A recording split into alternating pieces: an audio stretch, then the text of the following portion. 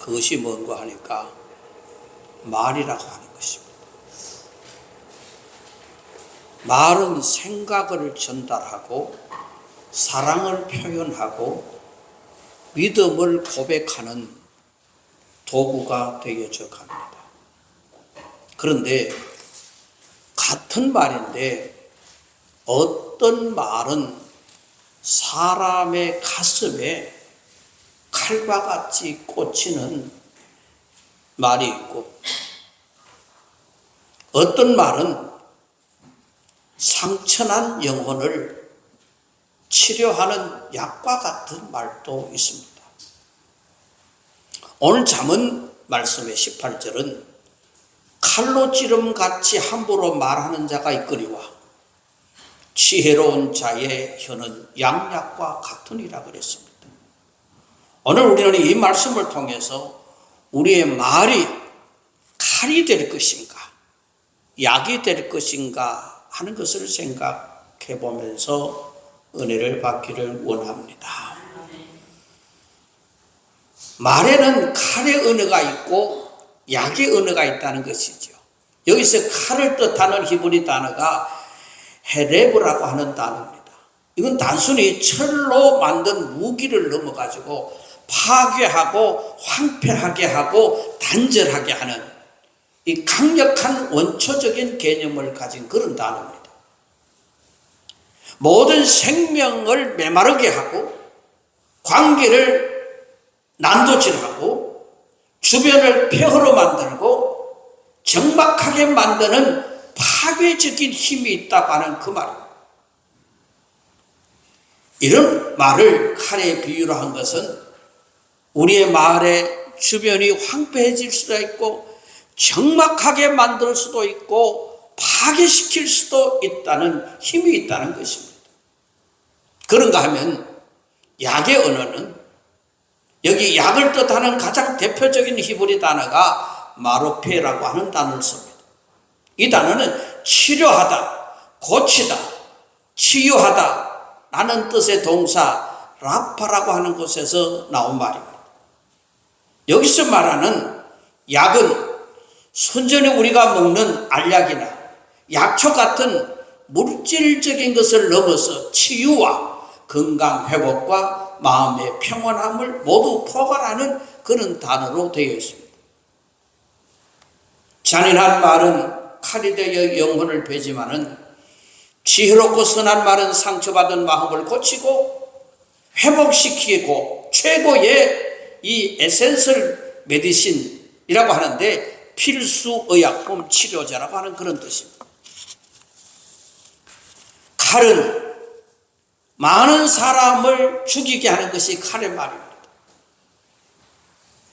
칼은 상처를 내고 피를 흘리게 합니다. 말도 그렇습니다. 육체의 상처는 시간이 지나면 다 아물 수 있습니다. 말의 상처는 평생 남는 것입니다. 어린 시절 부모들에게 들었던 말 한마디, 학교에서 친구들에게 들었던 말 한마디, 직장에서 상사에게 들었던 한마디가 수십 년이 지나도 기억나는 경우가 얼마나 많은지 모릅니다. 성경의 사례에 다윗이 골리앗과 싸우러 갔을 때에 형 엘리압이 말했습니다. 네가 어찌하여 이리로 내려왔느냐? 내 교만을 내가 아노라.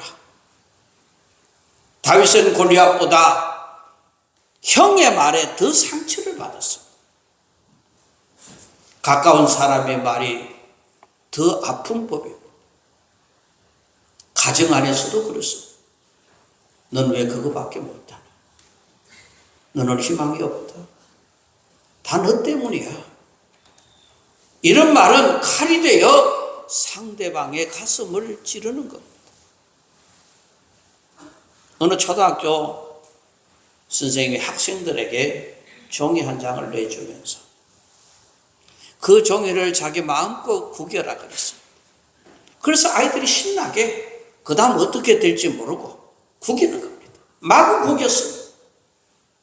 그리고 선생님이 다시 그 학생들에게 그 종이를 다시 펴라 그랬습니다. 그런데 종이를 폈는데 구겨진 자욱은 그대로 남는 겁니다. 다시 폈지만, 구겼다가 다시 폈지만 자욱은 남아있는 겁니다. 선생님이 그들에게 이야기합니다. 사람의 마음도 이와 같다. 상처 주는 말은 용서를 받아도 흔적이 남는다. 사랑하는 성도 여러분, 우리가 무심코 던진 말 한마디가 누군가의 마음을 평생 아프게 할 수 있다는 것. 그리고 약의 말을 하는 사람이 있습니다. 오늘 보면은 지혜로운 자의 혀는 양약과 같다고 했습니다. 양약은 병을 치료합니다. 말도 사람을 치료합니다. 낙심하는 사람에게 격려한 말이 될 수가 있고, 실패한 사람에게 위로의 말이 될 수도 있고, 눈물을 흘리는 사람에게는 공감의 말이 될 수도 있습니다. 예수님은 간음하다가 현장에서 잡혀온 여인, 모두가 돌을 들고 던지려고 할 때에 나도 너를 정죄하지 아니하노니 가서 다시는 죄를 범하지 말라. 그 한마디가 죽어가던 여인을 살리는 겁니다. 예수님의 말씀은 정죄가 아니라 회복이었습니다. 그래서 지혜로운 사람은 말하기를, 여기에 지혜로운 자의 혀라고 했습니다. 말하기 전에 뭔가 지혜로운 사람은 생각합니다. 이게 지혜입니다. 여기 중요한 것은 우리가 어떻게 칼의 말을 약의 언어로 바꿀 수 있을까?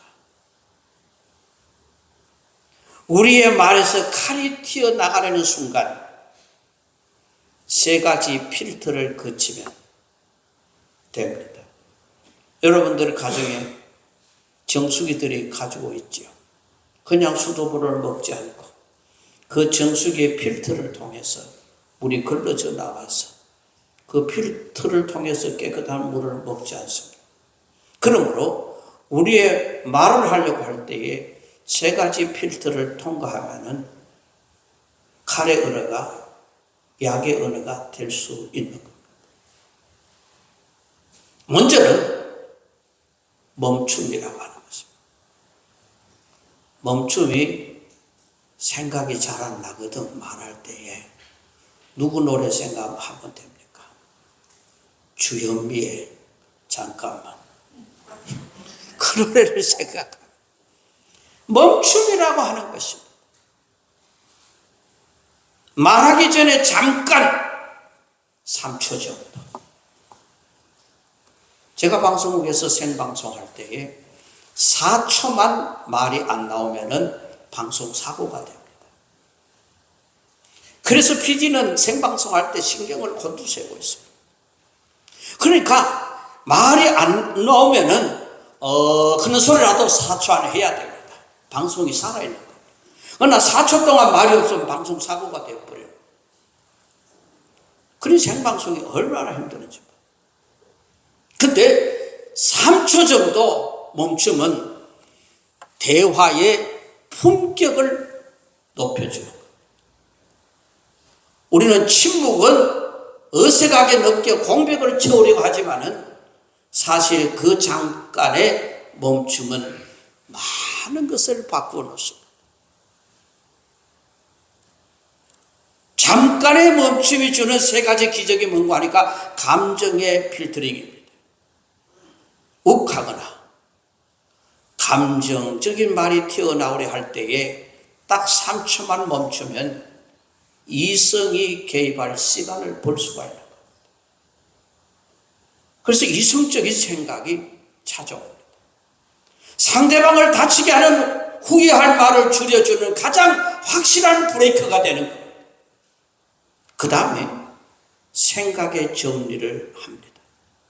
머릿속에 엉켜 있던 생각을 정리해서 단어와 논리를 고를 수가 있는 겁니다. 내가 어떤 말을 해야 될 것인가, 어떤 단어를 써야 될 것인가 정리할 수 있어요. 덕분에 이 말이 꼭 필요한 말인가 자문하면서 핵심만 깔끔하게 전달할 수 있습니다. 그리고 마지막 필터는 상대방에 대한 존중입니다. 상대방이 말이 끝나자마자 곧 내 말이 치고 나가요. 공격처럼 여겨지는 겁니다. 말이 끝나자 바로 나가요. 공격적이 되죠. 불쾌한 생각을 가지게 합니다. 그러나 하지만 잠시 멈추는 것은 당신의 말을 잘 듣고 있다라고 하는 무언의 신호가 됩니다. 말을 잘하는 사람은 대화에서 쉼표를 찍을 줄 아는 사람. 멈춤, 그 다음에 우리가 해야 될 것은 기도라고 하는 것입니다. 말하기 전에 잠깐 멈추는 것에 대해서 한 단계 더 나아가는 것이 그 멈춤의 시간을 기도로 채우는 겁니다. 말하기 전에 기도는 내 입술의 제어권을 스스로 쥐는 그런 모습. 하나님께 맡기는 겸손의 태도. 말은 한 번 뱉으면 주워 담을 수 없는 화살과 같다는 것을 기도를 통해서 다시 한번 상기할 수 있는 겁니다. 그러니 기도는 영적으로 심리적인 안정장치인 셈입니다. 시편 19편 14절에 내 입의 말과 마음의 묵상이 주께 연락되기를 원하나이다. 고백처럼 말하기 전에 기도는 나의 언어를 아름답게 빚어내는 최고의 방법입니다. 내 말문이 열리기 전에 기도하면 신기하게도 상대방의 마음과 형편을 헤아릴 수 있는 넉넉한 귀가 먼저 열립니다. 그리고 멈추고 기도하고 그 다음에는 정화라고 하는 것입니다. 정화는 멈춤과 기도의 결과가 정화가 되는 겁니다. 물이 탁할 때는 가만히 두어야 흙앙금이 가라앉고 맑은 물이 됩니다. 탁할 때에 멈추지 않고 기도하지 않으면 가라앉을 시간을 줘. 내 마음을 가라앉을 수 있는 시간을 줘야 돼. 그래야 물이 정화가 되는 거예요. 요즘 없어진 풍경 가운데 하나가 뭔가 하니까 옛날 시골에 다 집집마다 소를 먹였잖아요. 소를 먹이면은 소 죽을 쏘서 주는데 부엌 앞에 정지 앞에 큰 독이 하나 썩 있었어요. 그게 무슨 독인고 하니까 부정물 독입니다. 그러니까 주방에서 뭐 씻고 뭐 하고 다 하고 나오는 간이 있는 물 여러 가지 물들 그런 걸 다 채소 씻고 그리고 거기 다 부어 놓습니다. 그러니까 설거지하고 밥알도 있고 그렇게 부어 놓는 것이죠. 그러니까 그 부정물을 왜 거기 놨냐? 소 죽술 때에 그 물 가지고 그래도 영양이라 좀 더 있어라고 그 구정물을 가지고 소죽을 씁니다. 그런데 그 구정물이 가만히 이렇게 앉아있으면 위에는 좀 맑아집니다. 그러나 짝대기를 하나 가지고 너가 한번 휘저어봐요. 그 안에 젓가락도 나오고 숟가락도 떠글거리고 그래 다 나오는 겁니다. 우리 친구들 술 먹는 친구들 보면 옛날에는요 막걸리를 먹을 때 막걸리 병을 달고 흔들어 가지고 그래 부어 먹잖아요.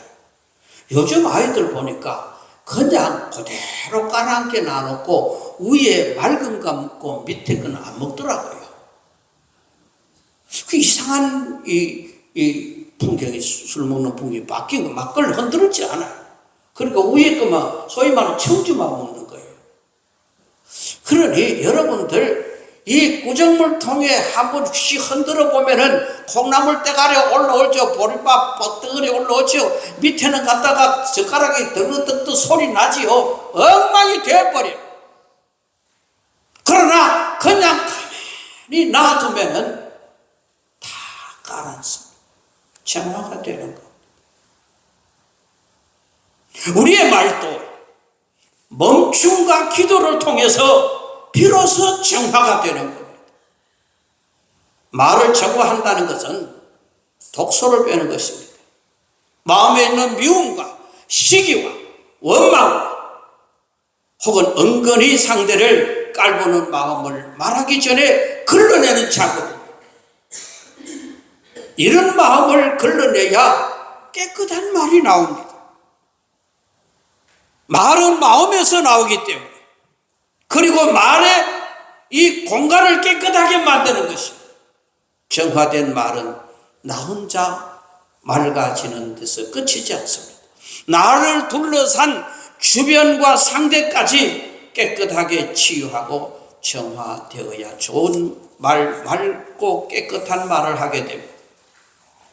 그래서 나는 물론 주변 사람까지 말의 공간을 정화시켜주는 겁니다.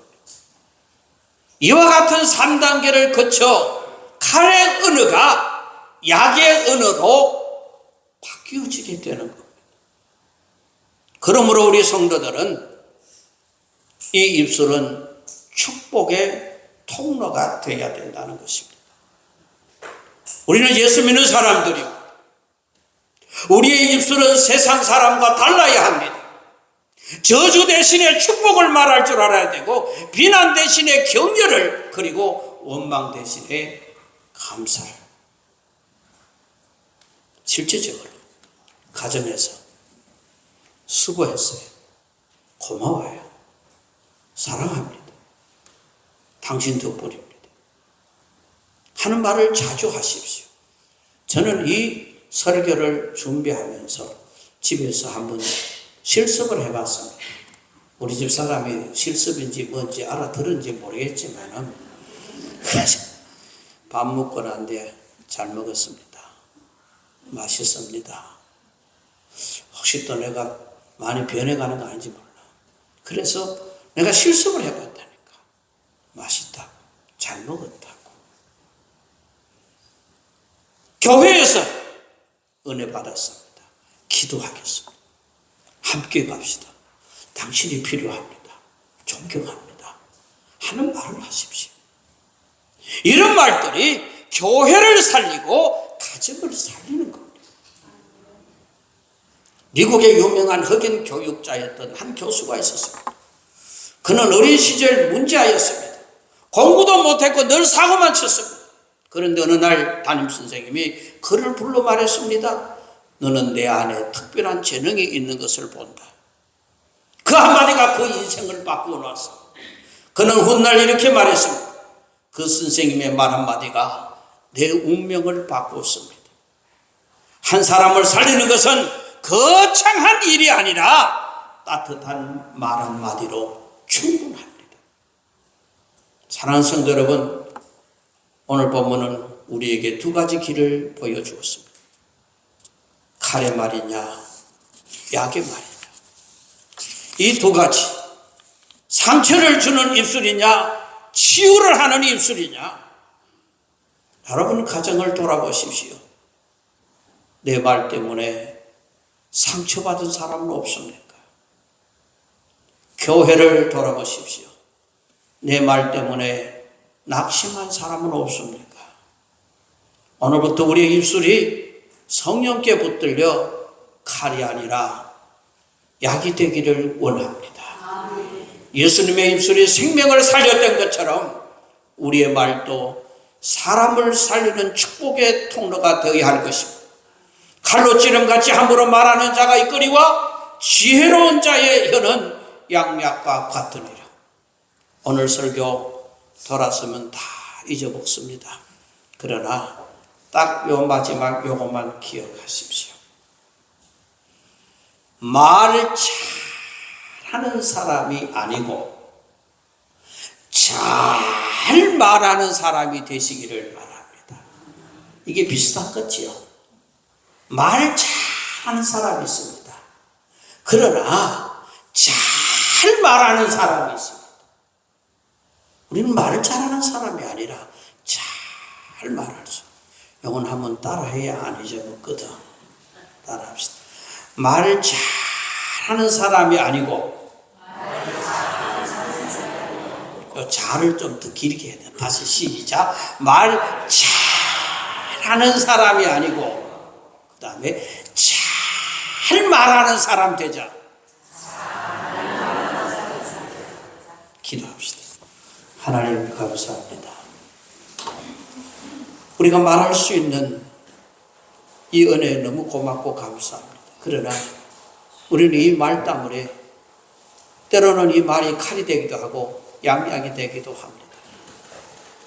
우리가 지금까지 살아온 삶 속에서 내 입술로 뱉은 말이 수없이 많습니다.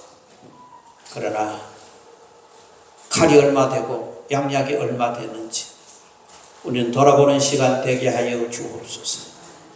하나님, 이제 우리가 칼의 언어가 아니라 약의 언어로 살 수 있도록 성령이여 우리에게 은혜를 부어 주시옵소서. 멈추고 기도하고 그리고 정화되어 내 입술을 통해서 많은 사람들을 용기를 주고 희망을 주고 믿음을 주고 신뢰를 줄 수 있는, 평화를 줄 수 있는 그러한 말을 하며 살 수 있도록 날마다 하나님 앞에 나와 기도하며 정화된 말을 통해서 살리는 말하게 하여 주옵소서. 예수님 귀하신 이름으로 기도드리옵나이다. 아멘.